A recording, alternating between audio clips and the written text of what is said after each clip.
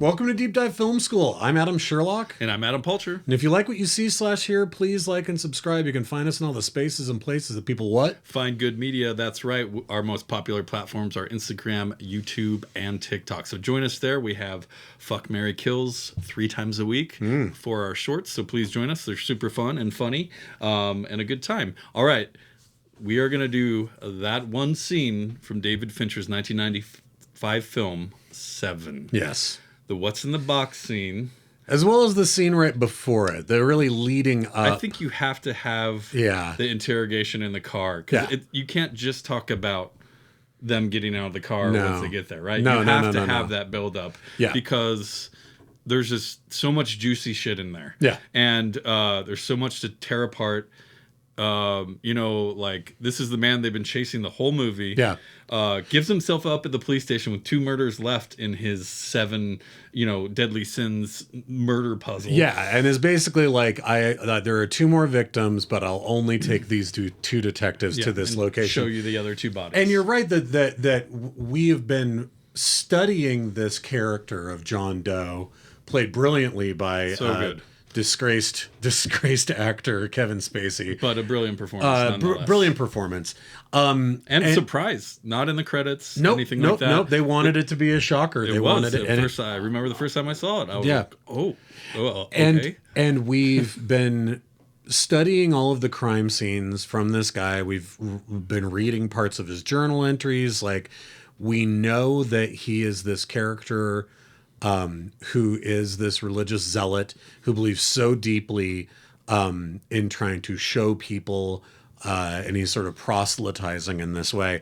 And this entire movie that has been full of dark, dreary rain, crowded, claustrophobic streets are now, we move into bright, brilliant daylight. Yeah, blue skies, and fields where you can see for miles and miles and miles. And there's something tonally about that shift that makes these last 2 sequences so important. Oh, 100%. That's a great point. I hadn't, visually you see that, it's there, but like they don't throw it in your face. And honestly, if you don't pay that much attention, it's raining the whole movie, like you said. You know, like so there's little things here, but like from a pure storytelling aspect, this couldn't be set up better, right? Bravo Fincher, like one of the all-time greats. But the setting, the character conflict, the good versus bad decisions or discussions, the whole religious angle with the 7 deadly sins, and the culmination of how this ends, it might be one of the best ending reveals in movie history. Like I can't say enough about this scene. When you put those 3 characters together, because what's really interesting is that you have Brad Pitt's character of Mills, who's the endlessly skeptical, hot-headed, he's edgy. Well, he's edgy, and he also just he doesn't take shit seriously the way that Somerset does. And he doesn't believe any of John Doe's bullshit. Like, he doesn't even believe that John Doe believes it, right? So he's saying well, yeah, so we got to think about the newspapers, right? Got to do something flashy, we're not just going to find 2 bodies. That's not shocking enough. It's not shocking enough. Newspapers to think about. And then you have Somerset, who understands more deeply. He gets all the literary references that John Doe's been setting up. He has questions about hypocrisy. He has questions about zealotry and all these different things. The psychological side of it, right? And then you have the 3rd character of John Doe, who is so interesting because while he tries to have this calm, philosophical demeanor as if he is this Old Testament martyr, right, whose hand was forced by God. God works in mysterious ways. He's trying to stay within that calm vision, but his adversarial nature for both Somerset and Mills keeps bubbling to the surface over and over and over again. And you go, yeah, you're not as holy as you think that you are. Like, he loses his temper like 4 or 5 times in the backseat of this car. His reasoning and justification for doing everything that he did, listing his victims, let's not forget the disease spreading whore, exactly. Like all of that stuff, just ridding the world of these terrible people in his eyes. You have to hit people with a sledgehammer to get their attention, right? Is what he says. The way this car scene is shot too is there's something about it. Yeah. Not only this I have this shot of the rear view mirror and him looking back. It's such a brilliant shot. Yeah. And it's just a rear view mirror, but the way everything is framed. And then you have this conversation in between this grate. Yeah. Right? So you're physically separating everything, even though emotionally they're getting into it. Right? They're right there. And so, and so you have that physical blinder in front of you the whole time between these two. And it just, man, Fincher, he can set up a shot. Yeah, I mean, from the jump, from movie one, he just had this. He had this way of knowing, like, oh, this is going to be iconic. His first movie. Can you believe that? This is his first movie. Well, Alien 3, I think, is his first movie. Although he's disowned it. The dialogue here is just amazing. I love that he's like, well, I'll tell you about my vision and this and this and this. And, oh, you're going to want to stay on the right up here. Like those little humorous bits. Mm-hmm. The dead dog when they get out of the car. I didn't do that. There are these funny little beats in there that are done so deadpan and dry. But it's all so snappy. Do you know that you're that crazy? Do you ever sit and go, whoa, man, I'm really nuts? When a person is saying... Which you clearly are. Yeah, which you clearly you know are. that you're insane? Yeah. He's like, oh, it makes me very comfortable to say that you're crazy. Well, yeah, he says it makes you more comfortable to label me that, right? Yeah. But his whole idea around this is that we see these deadly sins every day and just tolerate it. Right? Yeah. He that's why he's doing all of this, is to open people's eyes. And just that performance, the way Spacey's voice is shaky and cracks, like he's going to start crying. When he says that, when he says only in a world this shitty, right, and you I'm should like be thanking me, and it's like famous after people are going to talk about you, it's so you're a movie of the week. It's diabolical, but it's also he's a broken character, so there's this fragility to him, but knowing that he's going to sacrifice himself to make sure that all this goes off without a hitch. It's totally diabolical, though. You're right. It is totally diabolical, but he's not a mustache-twirling villain. No. He wishes that he was, but he's so flawed and broken. The character is that when you're just watching it, and Kevin Spacey, but that when you're sitting and watching it, it just resonates so much of it feeling real world, even though he does pull off this incredibly diabolical plan. Oh, 100%. And, he keeps provoking Mills. Mm-hmm. And Mills is, like we said, been edgy this whole movie. He stays cool, but once this movie of the week killer is in the car, he wants some answers, and he's not afraid to show him how disgusted he is of him. Yeah. A room with no windows, that whole thing. Mm-hmm. Wouldn't you love to hurt me with impunity? I really do. Yeah. Wouldn't you love to hurt me with impunity? It would bring you so much joy. Yeah, I can't wait for you. Well, I'm going to be standing right next to you. You just let me know. Yeah. I think all of that I seem stuff. to remember breaking your face. All of this stuff. Well, this whole thing, and that's that adversarial piece where you're like, I seem to remember breaking your face is such a petty line for a guy who's just been talking about God, right? That you're like, oh yeah, no, this stuff gets you off. Like you might try to be acting like you are, sent from God, but he's not wrong though. He could have killed him. He's the one who gave himself up. And he says, what does he say? He says, every time that you look in the mirror, I want you to thank me for your life. And you're like, boy, what a way to get. Let you. What a way to get into somebody's head. No doubt. Right? Well, and he's in his head, and that's exactly what he wants. He's goading him, right? He's provoking him throughout the conversation. Well, we should mention that we have John C. McGinley that's right. in the helicopter.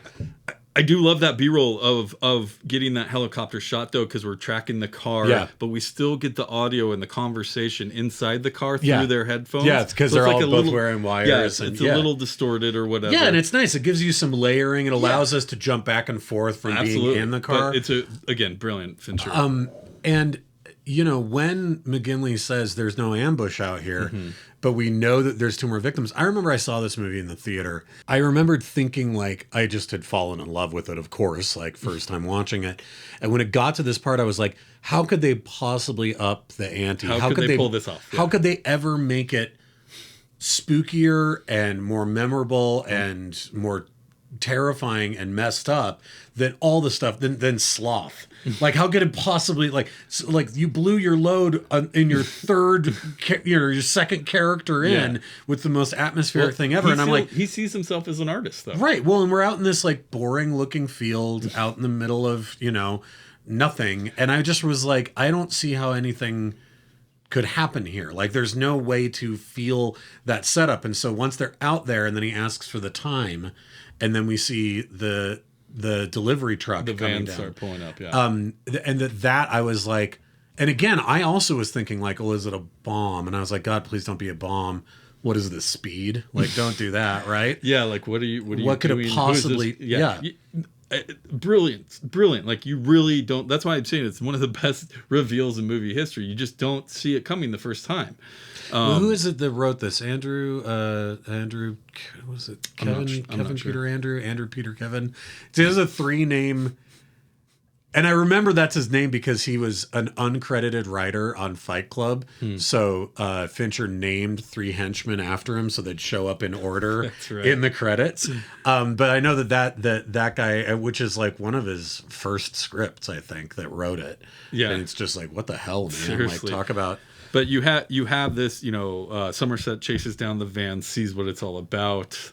You then that leaves those 2 guys alone, right? Yeah. And so, I'm glad we've had some time to talk, just the 2 of us. And he's ignoring him, and when he finally is like, "Shut the fuck! What the fuck are you talking about?" You know? And we get the box. The delivery guy has to run away. He's no part of this. He just got paid $500 to drop this package off. And the package is for Mills. David Mills. It's for Mills, which is just You're like, what could this be?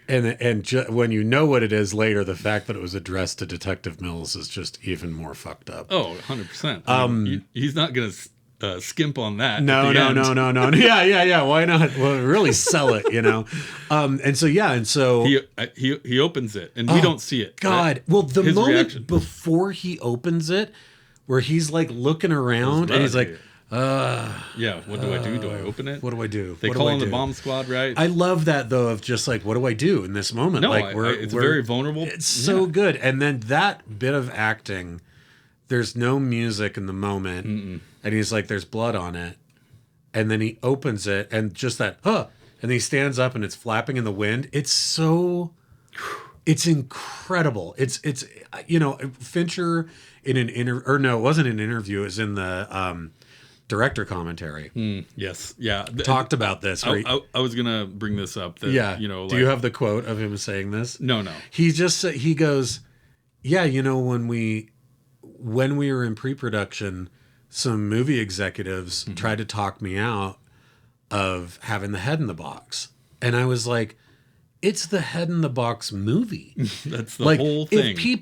If I never make another movie, if none of us make another movie ever again, in 50 years, somebody's going to be sitting down watching the late night movie and they're going to be like, oh shit, it's the head in the box film.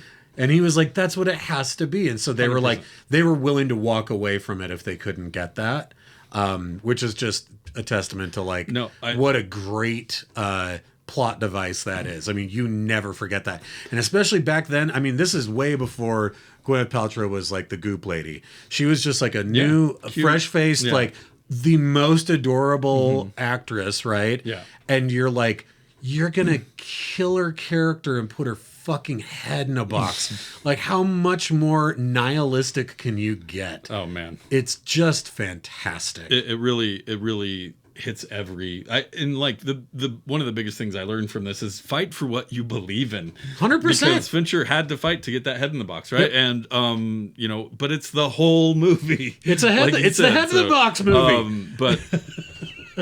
Yeah, I don't know. He just does a great job continuing to tease all of these questions throughout all of these scenes, and we get all of these answers here. Yeah. And David and him start talking again. We don't even know it's a head in the box yet, right? Not yet. It would make sense. You see the shape of the box, like what could it be? But it wouldn't occur to you that that's what it would be. No, and when he runs away and he says the line, do the line. John Doe's got the upper hand.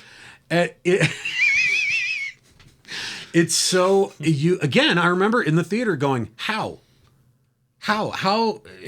with the box. Is this a Pulp Fiction thing? Yeah, we never see what's in the briefcase? It had Ving Rhames soul in it. Yeah, but it's like, how does he possibly have the upper hand?